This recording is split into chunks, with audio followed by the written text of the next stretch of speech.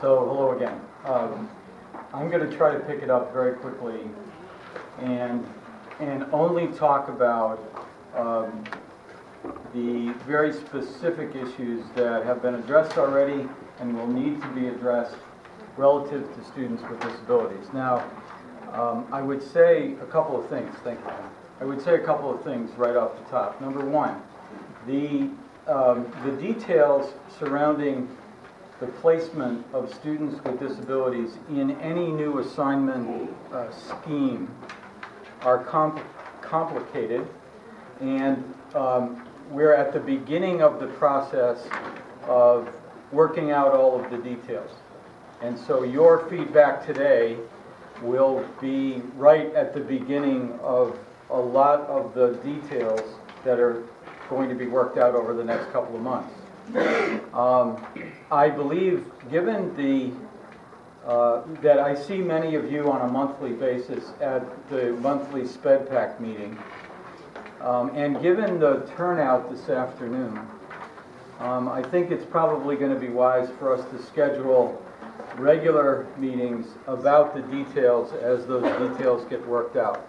And thanks to SpedPac, we have a couple of mechanisms for getting information out to you, even if you can't come to a meeting. But I think we've got to put in place regular opportunities for me to meet with as many of you as possible to continue to talk about the details. Now, what's being passed out by members of our administrative group are three pieces. One is a hard copy of the PowerPoint presentation that I'm going to use this afternoon. Another is applies to the inclusive schools discussion that we'll be having, or the other two pieces apply to the inclusive schools discussion. I think to begin with, if you want to look at the hard copy at all, look at which looks like this. It's a copy of the PowerPoint presentation. Also, I would say that in a few minutes, Ann Waterman-Roy is going to facilitate an open discussion about what we're talking about this afternoon, so we get a chance to start talking, asking questions, making comments. So I'm just going to give you the outline, the framework of where we are, and then we'll get right into a back and forth conversation about this. So in terms of how what Carlton just talked about and Linda talked about relates to students with disabilities, as we worked together over the last couple of months, and one of the outcomes of working together was the development of the special education overlay map. These are some of the points that we took into consideration as we were doing that, and this already is evolving. I think it's important for you to look at the second set of bullets about the assumptions that went into the planning of the special education overlay map. You'll notice that the special education overlay map has 7 clusters, while the assignment plan options range from no zones to 23 zones to 11 to 9 to 6. Okay, that's shifted somewhat over the last month or so. But the special education overlay map can be laid over any one of those options, and we will work out the details so that the special education organization works on any one of those options. So if you took the 11 zone model, and if you could make the special ed overlay map plastic and see-through, you could lay it down right on top of the other one, and that would tell you something about the way that special education settings and services would be organized, and that would be roughly true in every one of the options. I would also say that we expect that the boundaries of the 7 clusters, special education clusters, may migrate a bit depending on the details that develop over the next month. And I'll go into why that might occur. So one of the assumptions that we already know is going to is under discussion for change is that all students who have resource room placements were included in the layout of the zones and therefore incorporated into the clusters. And I'll say more about that in a minute. 2, we assume that students with low incidence disabilities, that would be multiple disabilities, physical impairment, vision, and hearing, those programs called highly specialized strands for those students would continue to be district-wide. There are so few students in those categories that we're not going to have a highly specialized strand for each of those low incidence disabilities in every one of the clusters. And Carlton mentioned the hearing point. We currently have highly specialized strands for those low incidence disabilities that are located right now in the schools. And those low incidence, highly specialized strands would either stay right where they are in any plan, or if they have to move, they would be moved hopefully to a centralized location in the district so that travel time from all parts of the city would be the same or roughly the same. We also are committed to a planning assumption which is high incidence, highly specialized strands at the K-8 level would be located within each cluster. So for instance, I live right down the street from here. I'm in a cluster. If my little boy needs a placement in a high incidence, highly specialized strand, if he has autism or emotional impairment or learning disabilities or intellectual impairment, he doesn't have to leave our cluster to go to school. Now we took a big step, you may remember, in that direction a year and a half ago when we organized highly specialized strands and we made them zone-based. So most students in highly specialized strands don't have to leave the zone they live in. Well, we're going to go one step beyond that, and we're going to try to organize those services in clusters. And we're just at the beginning of working out those details. Now, this is the special ed overlay map as it stands right now. Oh, sorry. So we're right now, I believe, if I'm reading the map correctly, we're in cluster D. And the high incidence, highly specialized strand delivery would be organized around cluster D. Now the next two things that we are entering the planning stages of now is to ensure that students who need partial inclusion placements, which we have called in the past resource placements, the partial inclusion placements, that those placements will be available right within the cluster. And students who should be in full inclusion placements will be able to attend schools right within their cluster, which are fully inclusive schools. Now, all of those details we're right at the beginning of working out the details. And the context within which we work on those details is the process called projections, where we try to predict from one year to the next how many children with disabilities we will have in each of the disability areas, in each of the level of need, low, moderate, and high, and in each type of setting, full inclusion, partial inclusion, substantially separate. That's the projections process, and we're about to enter the projections process now.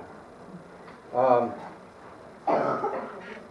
there are a number of key priorities that we are right in the midst of dealing with and planning for.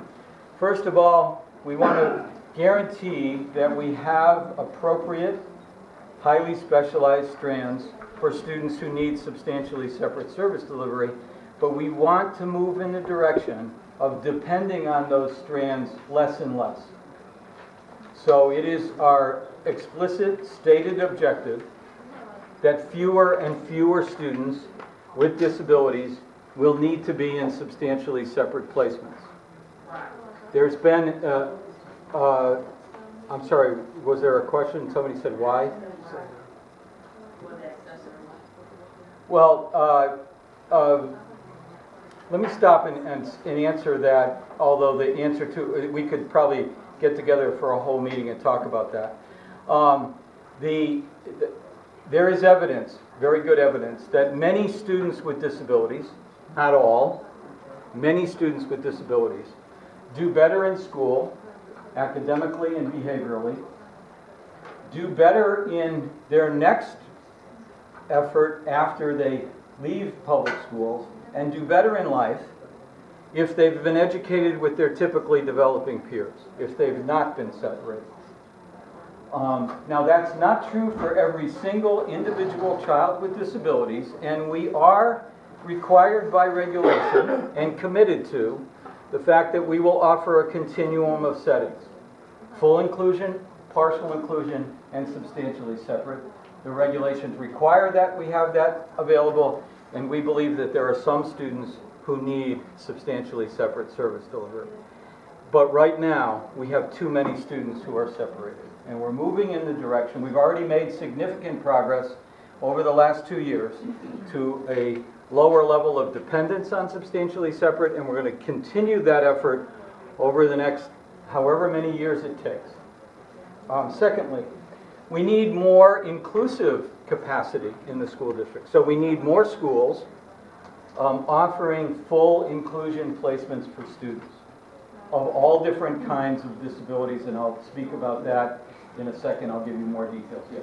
Could you define your terms? I know what I mean by full inclusion, and I know both as a parent and an OT that I've worked in many different school districts, even within this district and outside, and one would think that there's one definition, but what I've seen in my work experience as well as with my son is that we're not all based on the same definition. No, I couldn't have said that any better, and I would say it's another probably long meeting that we should have together. I think this district has shifted in an important way, which is toward the direction of educating more and more children with disabilities together with their non-disabled peers. But the extent of that, the availability of that, and what it actually looks like when we do it, that's all still under discussion. And as we move from last year to this year to next year, the specifics of those different approaches are going to become openly discussed and considered. I'm glad you're one of our professionals and a parent, and that you have the perspective that this looks very different from place to place within our district and around it. Third, partial inclusion placements. This is currently, we spent a good deal of time this week on this, and I will spend more time next week on this. And the issue here is that for a couple of decades now, students have been placed in resource placements. They've been called resource students. And the way they get into a school as a resource student is they enter the lottery, and they choose their school via the lottery. It is true, however, that students with disabilities are supposed to be receive placement offers by their evaluation team. And we don't do it that way right now. So we are currently right in the midst of considering adjusting the way we have done that into the future, and the answers about what would that look like and how would it work, I don't have today. I worked feverishly over the last week to try to get the answers for today, and I don't have them yet. So there will be more discussion that I need to have with you about what we've called resource assignments that really, under regulation, should more appropriately be partial inclusion placements decided by evaluation teams. And then the last one is general education capacity. Because we are encouraging children and families and our evaluation teams to recommend that students be educated with their typically developing peers. The demand for what we call general education seats is on the rise. That's good news and a challenge. And so we have made the commitment over the last couple of weeks that going into the next projection cycle, starting this year, we are making the commitment that there will be a seat in general education for every student with disabilities who's supposed to be in partial inclusion or full inclusion. So it will not happen anymore in the future that a student with disabilities should be moving into partial or full inclusion and can't move in that direction because there's no seat in general education. That's a new commitment. I did want to give you very quickly a sense of these things individually, and the thing I'd like to bring your attention to is this statement at the bottom of the page. So on highly specialized strands, we will map the schools currently offering highly specialized strands and make adjustments to ensure that appropriate and equitable locations are arranged.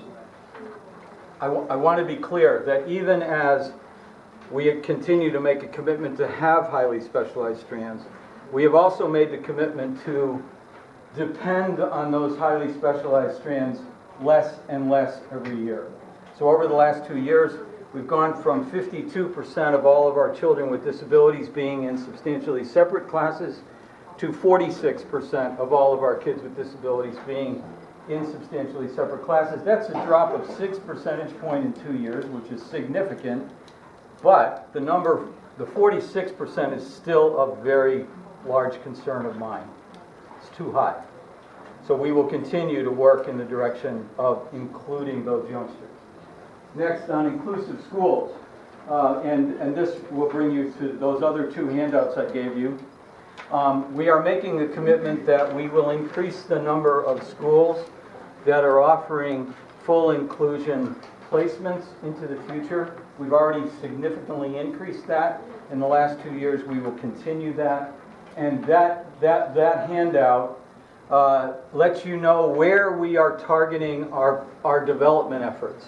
So the yellow colored cells in learning disabilities and intellectual impairment across the clusters, and inclusive opportunities for students who have low incidence disabilities, multiple disabilities, physical impairment, vision and hearing, increasing those. Those are our first priorities. That's where we're going to be developing new capacity first.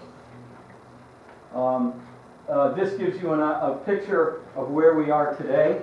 So if we arrayed our schools offering full inclusion, our inclusive settings, if we arrayed them via the clusters or citywide, this gives you a picture of where there are opportunities.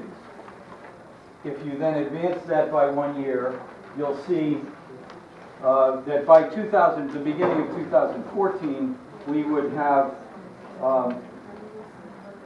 additional settings in these places, and then in year 2, we move to have development in all of the areas in all of the clusters. This is the real value in my eyes of the cluster arrangement, because it gives us a way of equitably distributing inclusive opportunity across the whole district for all kids.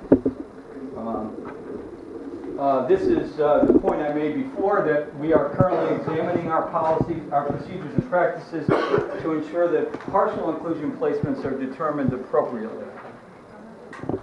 And I'm hoping that the next time we get together to talk about this, that I have the details for what that looks like. General education capacity, we are making the commitment that we will develop student projections and a plan for expanding access in order to ensure that seats in general education settings, that there are seats for every student who needs a partial or a full inclusion placement. Now I'm going to stop so that we have enough time for Ann to get us into talking to each other and talking in a large group.